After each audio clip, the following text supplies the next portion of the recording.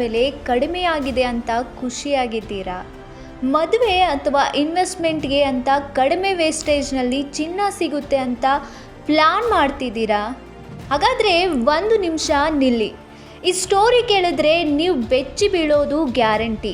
Silicon city ಬೆಂಗಳೂರಿನಲ್ಲಿ ನಯವಂಚಕರ ದೊಡ್ಡ ಜಾಲವೇ active ಆಗಿದೆ. ನಿಮ್ಮ ಕಷ್ಟದ ಹಣದಲ್ಲಿ ಕಲರ್ಫುಲ್ ಲೈಫ್ ಲೀಡ್ ಮಾಡೋ ಕೆಟ್ಟ ಬುದ್ಧಿಯ ಜ್ಯುವೆಲರಿ ಮಾಲೀಕರು ಇಲ್ಲಿ ವಂಚು ಹಾಕಿ ಕೂತಿದ್ದಾರೆ. ಇದಕ್ಕೆ ಉದಾಹರಣೆ ಇಲ್ಲಿದೆ ನೋಡಿ.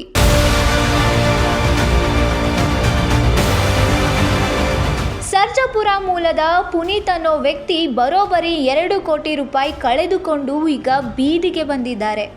ಮದುವೆಗಾಗಿ ಚಿನ್ನ ಖರೀದಿಸಲು ಹೋಗಿದ್ದ ಇವರಿಗೆ ಸ್ವಂತ ಸಂಬಂಧಿ ಸವಿತಾ ರೆಡ್ಡಿಯೇ HSR ಲೆವೆಟ್ನ MP ಜ್ಯುವೆಲರಿ ಮಾಲೀಕ ಇಂದ್ರಚಂದ್ ಬಳಿ ಕರೆದುಕೊಂಡು ಹೋಗಿದ್ಲು.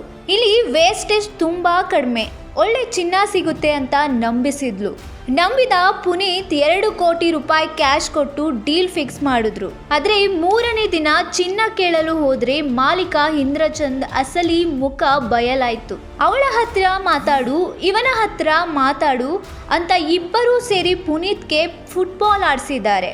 ಕೊನೆಗೆ ಗೊತ್ತಾಗಿದ್ದು ಏನಂದ್ರೆ ಇದು ಇವರಿಬ್ಬರೂ ಸೇರಿ ಮಾಡಿರೋ ಪಕ್ಕಾ ಪ್ಲಾನಡ್ ಸ್ಕ್ಯಾಮ್ ಅಂತ. ಇಲ್ಲಿ ಅಚ್ಚರಿಯ ವಿಷಯ ಅಂದರೆ ಈ ಇಂದ್ರಚಂದ್ ಮೇಲೆ ಈಗಾಗಲೇ FIR ದಾಖಲಾಗಿದೆ. ಕೋರ್ಟ್ನಲ್ಲಿ ಜಾಮೀನು ಸಿಕ್ಕಿಲ್ಲ. ಆದರೂ ಈತ ರಾಜಾರೋಷವಾಗಿ ಅಂಗಡಿಯಲ್ಲಿ ವ್ಯಾಪಾರ ಮಾಡ್ತಿದ್ದಾನೆ.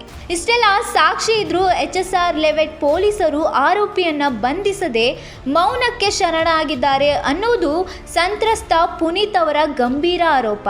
ಬೆಂಗಳೂರು ಕಮಿಷನರ್ ಸಾಹೇಬ್ರೆ, ನೋಡಿ ನಿಮ್ಮ ಪೊಲೀಸರ ಈ ಕಳ್ಳಾಟವನ್ನ. ಉಳ್ಳವರಿಗೊಂದು ಕಾನೂನು, ಬಡವರಿಗೊಂದು ಕಾನೂನ. FIR ಆದರೂ ಆರೋಪಿ ಅರೆಸ್ಟ್ ಆಗಿಲ್ಲ ಅಂದರೆ ಜನಸಾಮಾನ್ಯರಿಗೆ ನ್ಯಾಯ ಎಲ್ಲಿದೆ? ಕಡಿಮೆ ಬೆಲೆ ಚಿನ್ನ ಕೊಡ್ತೀವಿ ಅನ್ನೋ ವಂಚಕರ ಮಾತಿಗೆ ಮರುಳಾಗಬೇಡಿ. ಅಧಿಕೃತ ಬಿಲ್ ಇಲ್ಲದೆ, ನಂಬಿಕಸ್ಥ ಜಾಗವಲ್ಲದೆ ಎಲ್ಲಿಯೂ ವ್ಯವಹಾರ ಮಾಡಬೇಡಿ. ನೆನಪಿರಲಿ, ನಿಮ್ಮ ಸಣ್ಣ ಆಸೆ ನಿಮ್ಮನ್ನು ಬೀದಿಗೆ ತರಬಹುದು.